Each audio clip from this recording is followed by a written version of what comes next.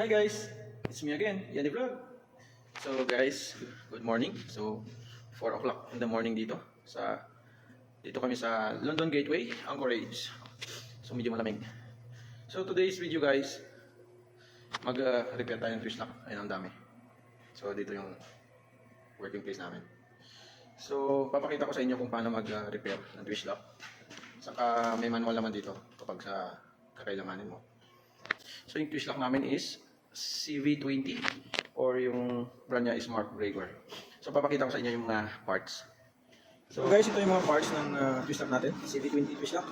So housing, dalawa, and shaft, yan, bago pa yan, and handle wire, and also pressure element. So yung pressure elements naman is, pagka-symbol nito is una, itong pressure element na plastic, then sundan mo siya ng lalagyan natin na, ipapasok natin yung spring dito, yan. Then after ng spring, lagyan natin yung stabilizer, yan. Saka siyempre may hose para magkunik ito ng dalawang wire, yung dulo niya magkukunik yung dun sa mga dito, and siyempre bolts, yan, may bolts, and also nuts, yan, grasa, lalagyan natin yung grasa. Ito, naka-design din ito para sa twist lock ng grasa. And sa tools naman guys, magamit tayo ng Allen wrench, ratchet, and Allen wrench na size is 8mm na ratchet. Yun lang yung magagamit natin. Saka yung parts na ito lang. So madali lang ito guys. Silalagay ko dito saan natin, secure. Ito yung ginagamit para prepare ng twist lock. Pasensya na, medyo maingay kasi naka-under yung emergency pump namin kasi nagbabalas ata si Jeep May. Buksan ko muna.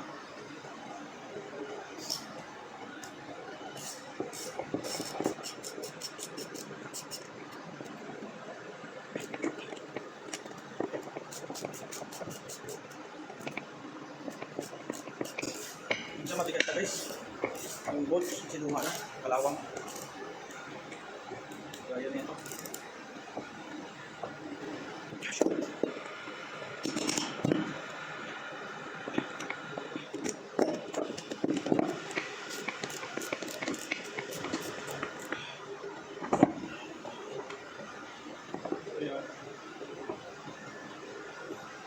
So yan na siya guys, nabuksan na. So yung pressure element niya natanggal. Ayan. I-check na lang natin kung buo pa. Ayan, bakit kaya nag-stuck?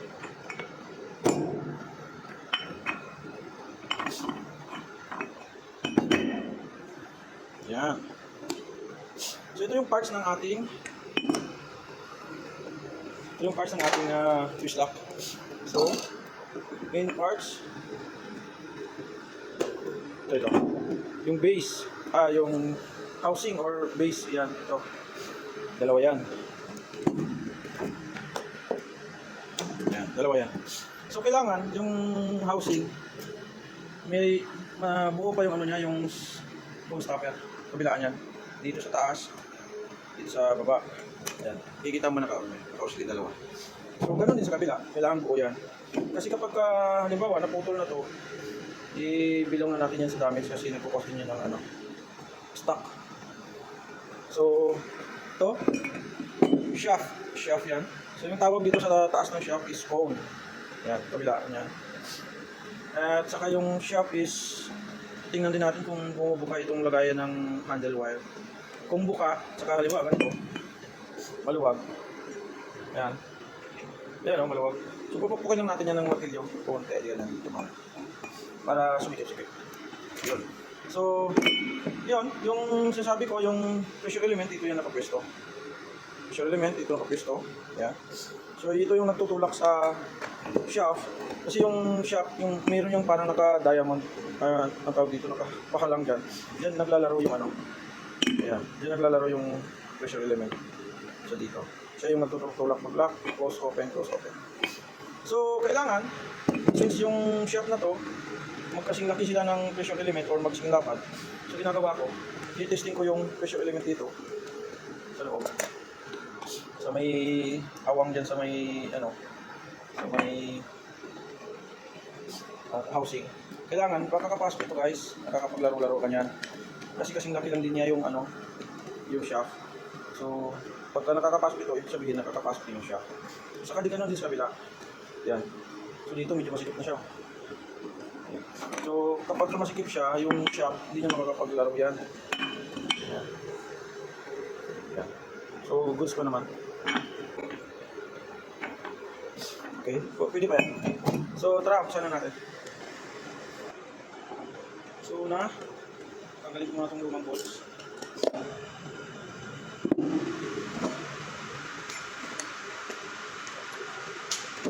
Palit bago na to. So siyempre lilinisin natin yung guys, yung housing natin. Tapos lalagyan natin ng grasa sa loob. Ayan. Ayan. Para yung shaft natin pag naglaro, madulas, hindi siya mahirapan gumalaw. Hindi siya pigil. Ayan.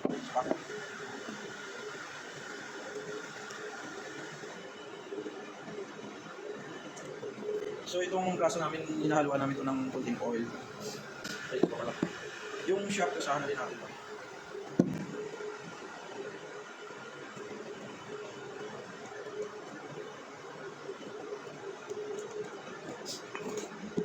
So yung sabi ko nina, medyo maluwag to eh. Pupukin natin yan.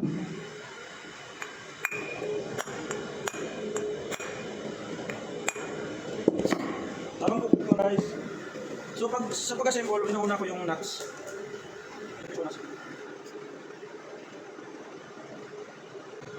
Ayun, pag nalagay ko ng nuts, tataob ko na yung housing. Tingnan mo lang kung eksakto yung nuts. After nyan, papasok ko yung isang handle, wire. Ilagyan natin yung grasa. Pinapakusin ko yung wire dito guys para pag nagkabit ako. Next nyan, yung shaft. Papasok natin yung unang wire dito sa baba. Diba? Tigil natin. Kailangan yung lagayan ng element dito nakaharap sa atin. Ayan. Walang problema yan guys, makabaliktad-baliktad. Walang problema yan.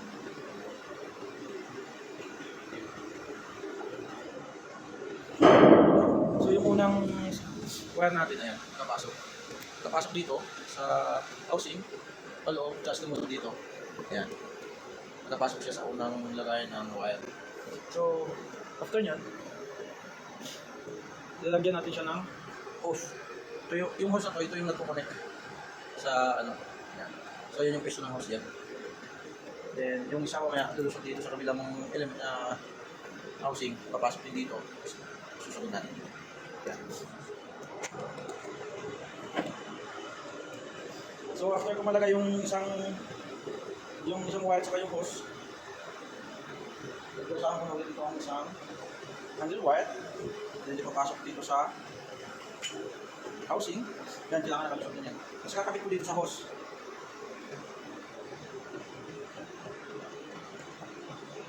So ito na yung itsura niya guys. So ito yung itsura niya guys. Ayan. Yung isa pumasok dito sa housing. Then lumusot siya dun sa hose. Nagkalugtong na yung dalawa dyan. Ito. Nakapasok na din sila sa kanya-kanya nilang lagayan. Tapos iikot mo lang yung konti guys. Pasok mo itong hose dito sa loob. Yan, ganyan. So pag nakapesto na siya, patagilid mo lang siya, tapos lalagay natin yung pressure element. So ganyan guys. Ayan, nakaharap na yung yung lagay ng pressure elements. So yung pressure element lagay natin dyan. So medyo, yan, kapesto siya dyan. Tapos itutulak mo lang itong stabilizer sa hanggang dito, mag-lock siya. Pero kailangan mong pigilan niya kasi tatalsik niya tatalsik sa mukha mo pagka ayan. So ayan siya guys. Yan yung pwesto ng pressure element. And tatakod natin yung taas na housing. So kailangan nakalapat yan siya. Paikot. Yan. So kailangan na lang yan, bolts na lang yan. Kasi meron ng nuts sa ilalim. So ngayon, lalagyan ko na siya ng bolt. Siyempre, apat din ang bolt yan. Lagyan natin ng grasa yung bolt.